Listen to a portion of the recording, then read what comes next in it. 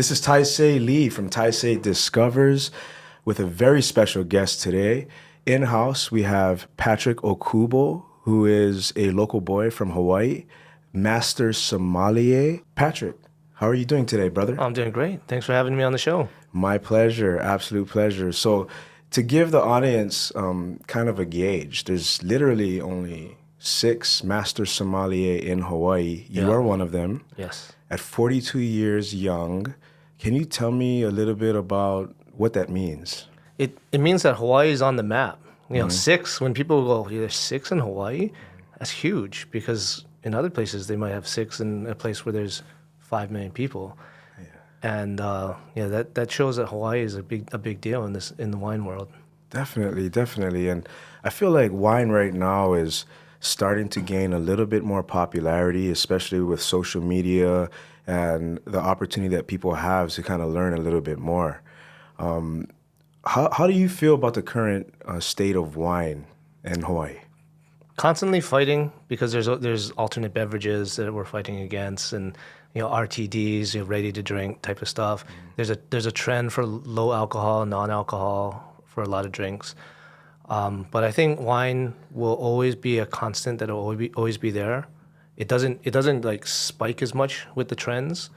Unlike vodka was like super hot 20 years ago, right? Whiskey or tequila was hot like 15 years ago. Whiskey's had its heyday maybe just 5 years ago. Wine kind of stays consistent, so it'll always gradually increase. That's what I really like about the business of wine.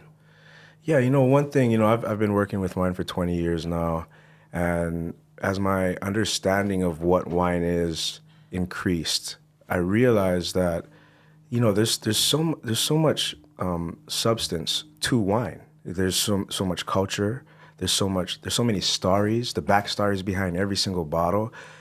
Extremely interesting, and it's a beverage that, like, when you're enjoying it, you could really talk about it, learn about the history about it, and I don't necessarily feel the same if I'm having a vodka cran, you know what I mean, absolutely. or a seltzer, you know what I'm saying. So it's for me, it's more of a beverage that I'm using to get a feeling. It's a beverage that I feel complements the situation, the mood, also even the food that we're eating, the cuisine, right?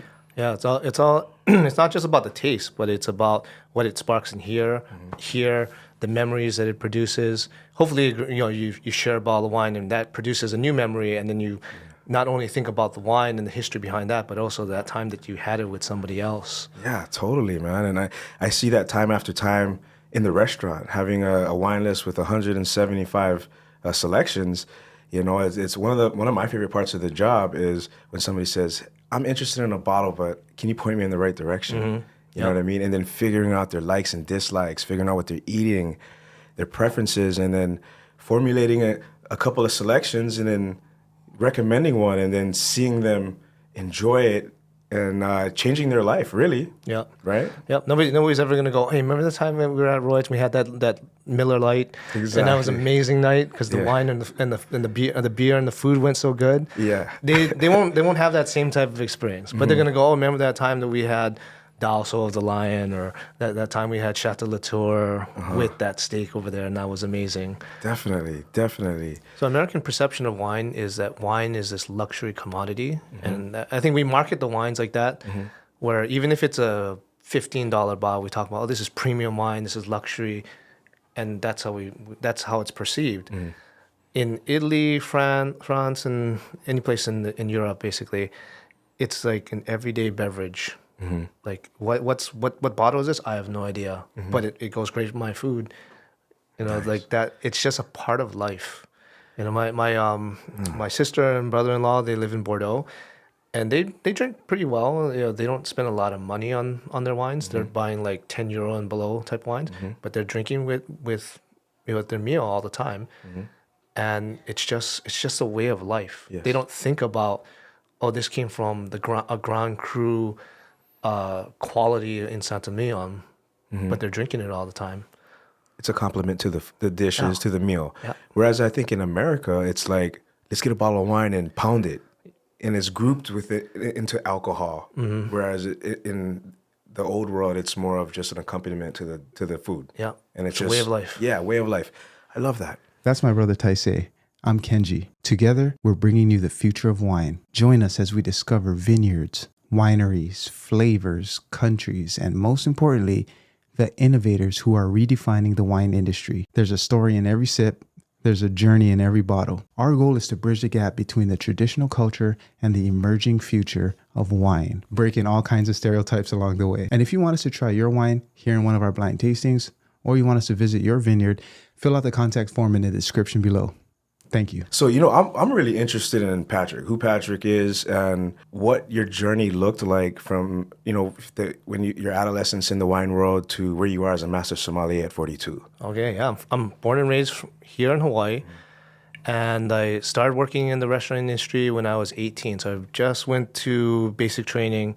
When I joined the Army when I was 17, I turned 18 at basic training, came back, I needed a job, and my sister was working at the old spaghetti factory, so that was my first job. And the interview was kind of like, hey, when can you start? Yeah. You start tomorrow? And that's how I started. So I started working at the spaghetti factory, and then my next job was 3660 on the Rise, which was awesome because it was super close to my house. Oh, actually, I should tell you this. I actually staged at Swiss Inn, so that I kind of wanted to work over there because it was our family's favorite restaurant, and so I did a weekend stage over there on a weekend, and I was a little bit too intimidated, so I decided not to work there because my only experience was working at 3660. I mean, sorry, was only working at the old spaghetti factory, so I felt I needed more experience, and I didn't take the job. I ended up working at 3660, which was great because it was even closer to my house. It was like literally a mile away. Yeah. And there was an option to start off as a banquet server, which is a lot easier because you're not doing as much interacting with guests. You're not taking orders. You don't need to know the specials and all that. You're bussing plates and you're getting drinks and you're filling up water. And then it gave me a chance to kind of grow into a server position. I liked it so much that I ended up majoring it at UH in hotel hospitality. So that's where it started, and I decided that it was going to be my career. So after that, after graduating from college, I moved to Lanai. I didn't have any management experience. I didn't work in a hotel, but I wanted to work for a hotel, and I couldn't get anyone to hire me in Waikiki because they're like, "Oh, you don't have any management experience." And I was like, "Oh, if you hired me, I'll get the management experience." But I couldn't get hired on Maui, Big Island, Waikiki. Lanai was the only one that offered me a job. And so I moved over there. I made significantly less than waiting tables. And I took an assistant manager role where I was bouncing around between breakfast, the pool, and dinner. And after about 4 months, I got promoted into the dinner general manager position. And then like 4 months after that, they were like, "Oh, we want you to take over the wine program because our guy left, and you're like the only permanent guy. We have a bunch of task force people who are only going to be here for 2 months at a time. Will you do this?" And at the time, and this is probably one of the best decisions I ever made, I was like, absolutely. 2 jobs, same pay, absolutely. If you tried to do that to me now, I'd be like, I don't know. Let's renegotiate the pay. But I was young. I was hungry. I was bored out of my mind because it was Lanai and I was 22 years old and there was nothing else to do. And so I took it on and I enjoyed it, but I didn't know anything about wine. So I was like, I better learn something about wine. And so I started signing up for the Court of Master Sommelier intro class. I took that. Then I took the certified level. And then I really started to get into it because I started to enjoy learning about the different regions and the different wines. And once that world opened up, then I was like, I like this. I could do this. Nice. So how many times did you attempt to pass the master sommelier? It took me 2 times. So I was at the time I'd moved back to Oahu and I opened up a restaurant called Formaggio Grill in Kailua.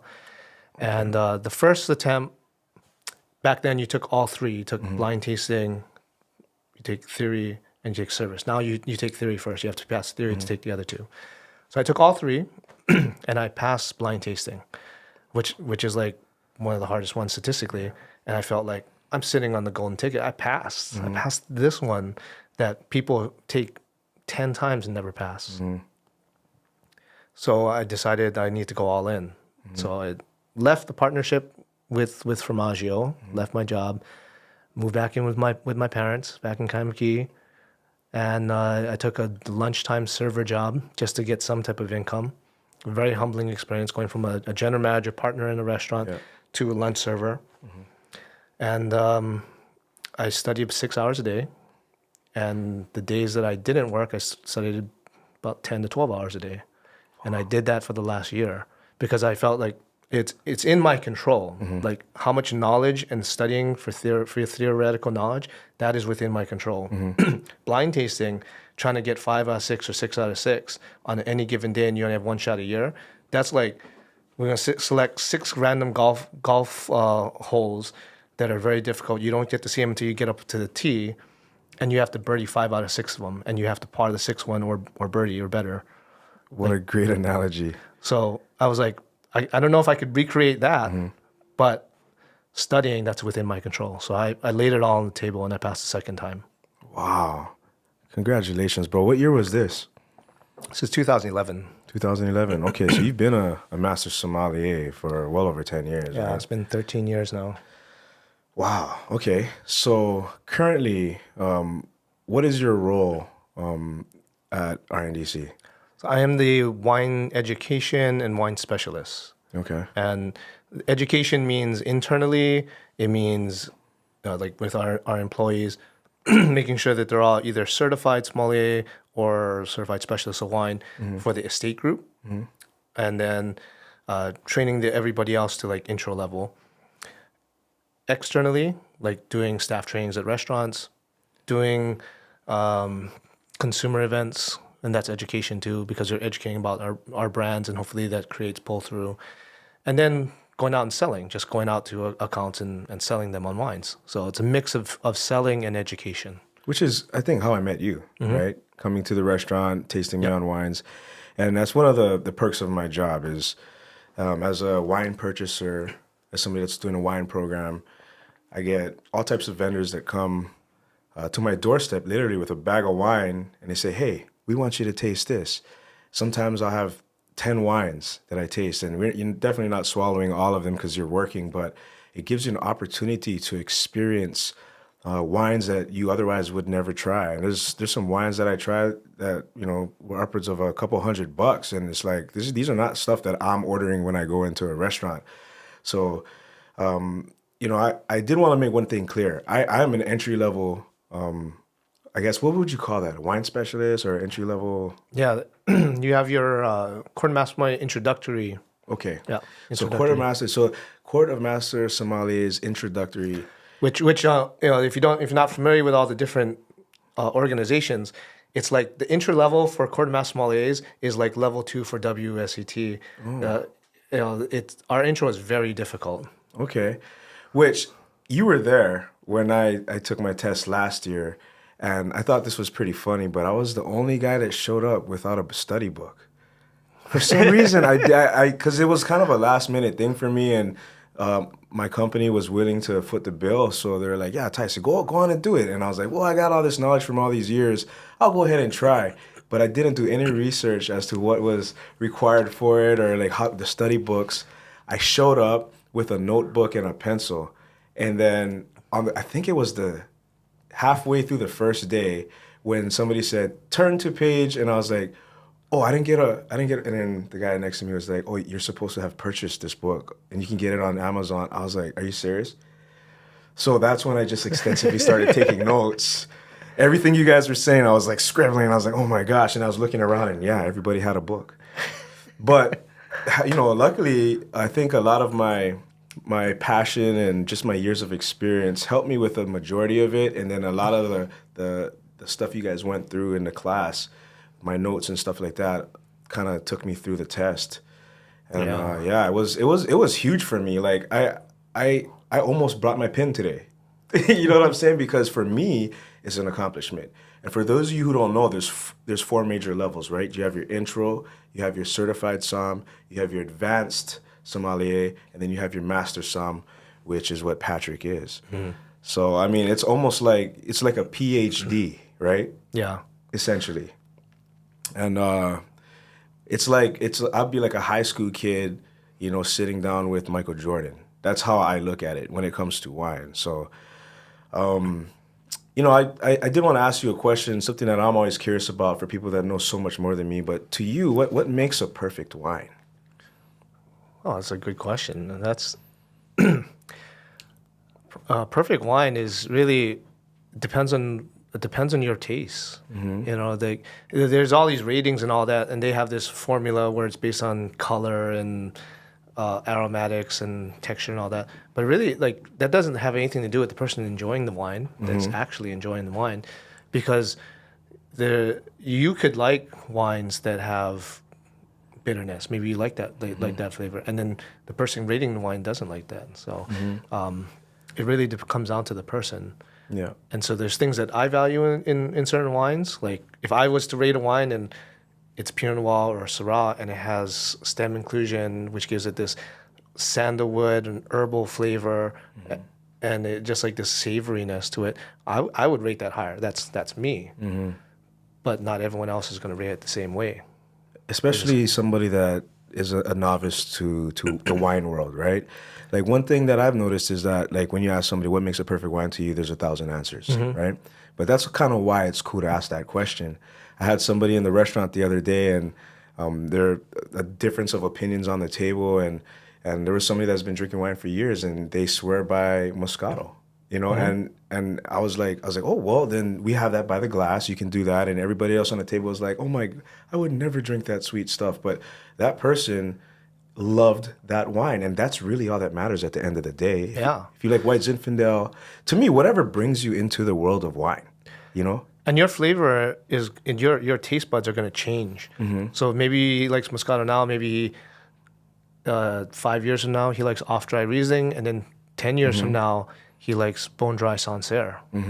And I've done that too. My flavor has switched. There's a while for a while I wasn't drinking any domestic wines, like 10 years ago. Now I drink a lot of Oregon Pinot Noir. You know what I mean? It just kind of switches, and then maybe it'll go back to something else. Maybe change to something else. I don't know. You know, it's funny that you bring up Oregon Pinot Noir because I just came back from Pinot Camp. Oh, nice. And I've never been to that. Bro, you know, I was among master, advanced. I was among a bunch of different people, and everybody there had the common denominator was a passion for wine. And integrated with winemakers and actually being in the cellars and just talking the lingo with a bunch of people that understood was one of the best experiences of my life. And it also motivated me when I came back to support Willamette a little bit more, but also to share the passion and love for wine with my staff and my guests.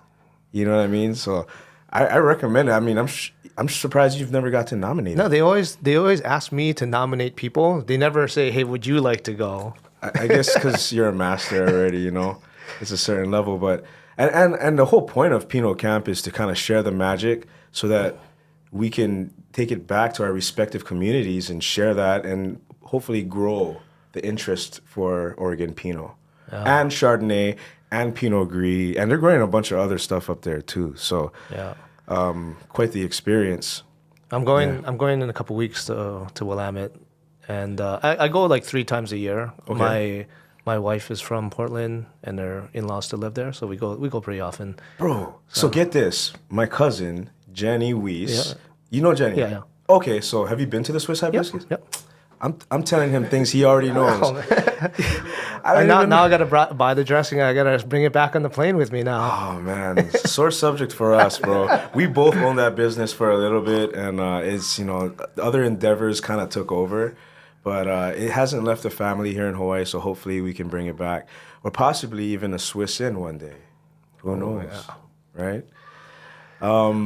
So being a master sommelier, that must open up the door of opportunities for you. Like, the ability to travel. People probably want you to, like you just told me before we started, you just recently went to Dao and Paso.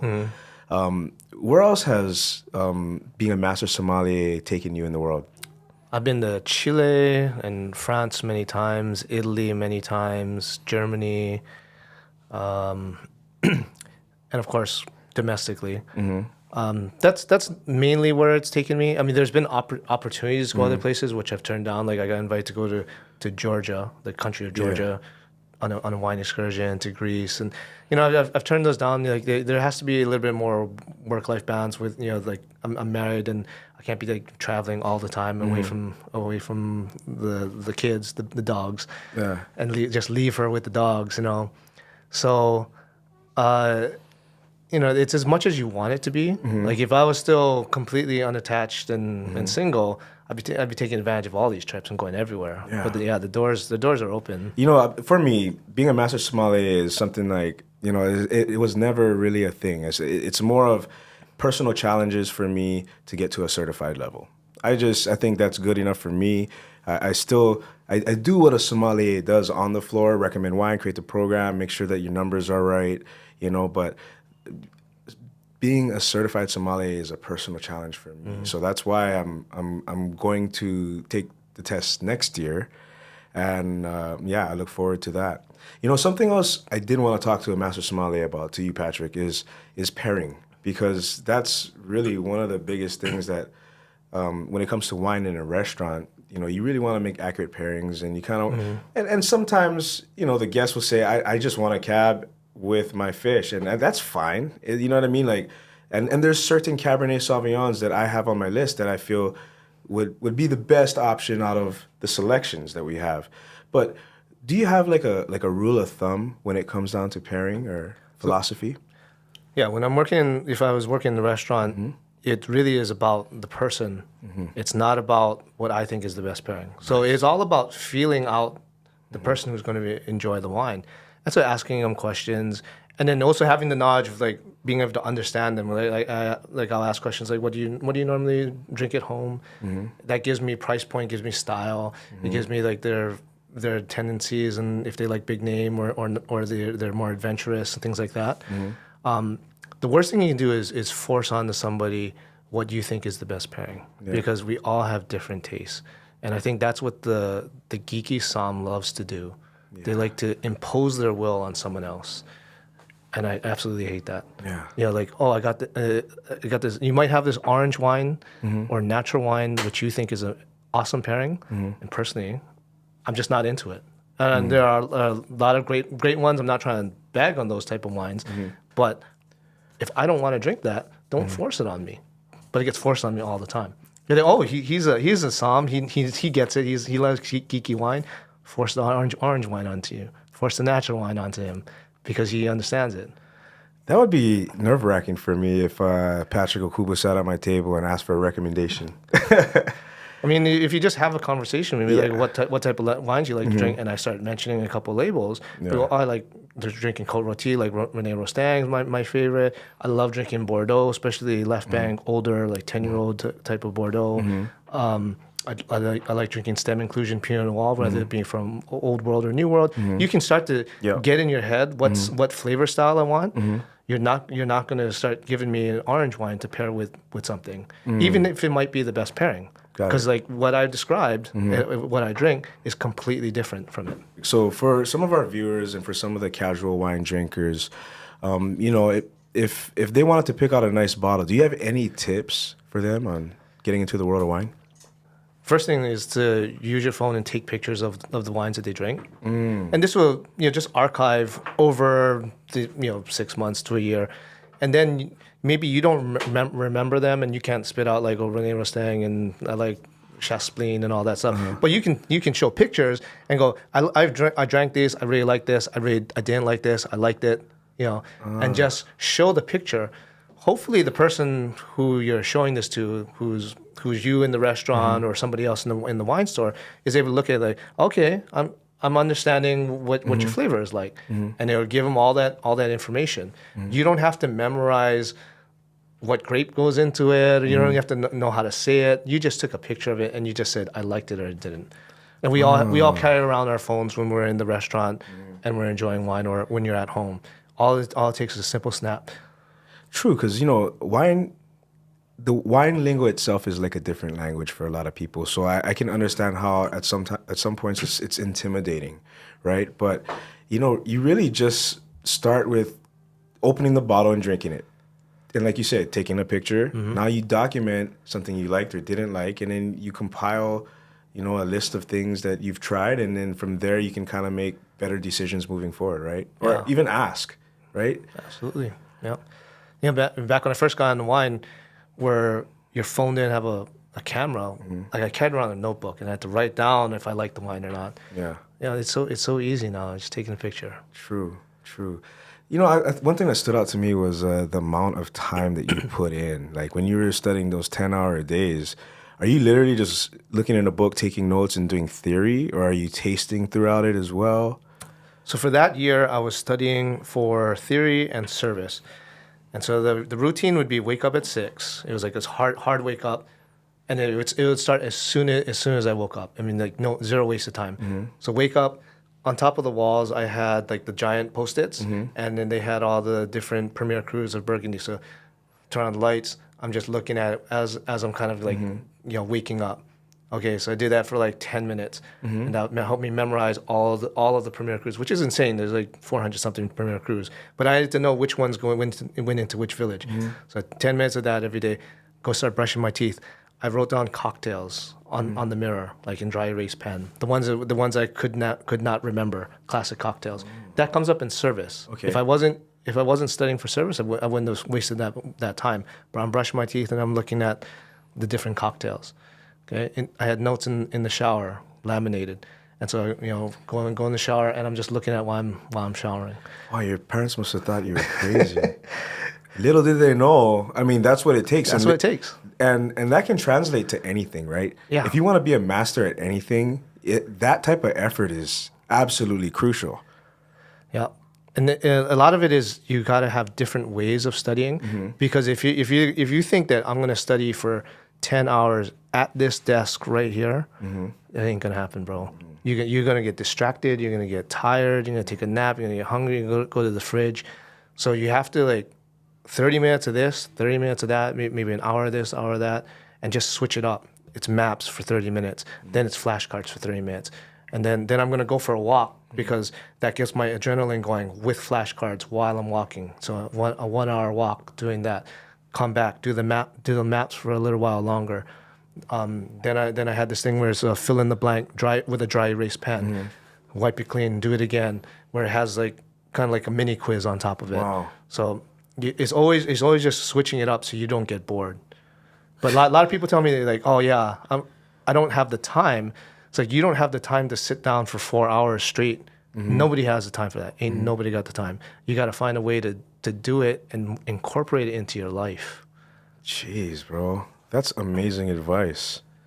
So, I mean, I'm an introduction level, right? So what can I expect going for my certified? I'm on the board of the Corps of Master Sommeliers. We made this awesome curriculum, and we posted it to the website, which tells you what you need to know. Okay. It tells you how deep you need to go. That way you're not studying down this rabbit hole of black hole information that just is endless. It tells you exactly what you need to study and how deep. Oh, okay. So definitely go and look at that. Should I get the book this time? There is no book. Oh, actually. there's no book. Yeah, there's no book, actually. Okay. And so to get that curriculum, it's maybe like 30 pages. Okay. You can just print it out. It's free. I started the mentorship program with the Corps of Master Sommeliers. I'm on the board of directors. And so since the beginning, we've had zero real mentorship coming from the court. It's always been individuals who are masters who if they felt like it, they would pick and choose who they would mentor. And that's not very fair. It's not free and accessible to everybody. Exclusive, yeah. So I made it free and accessible to everybody. You sign up through our website.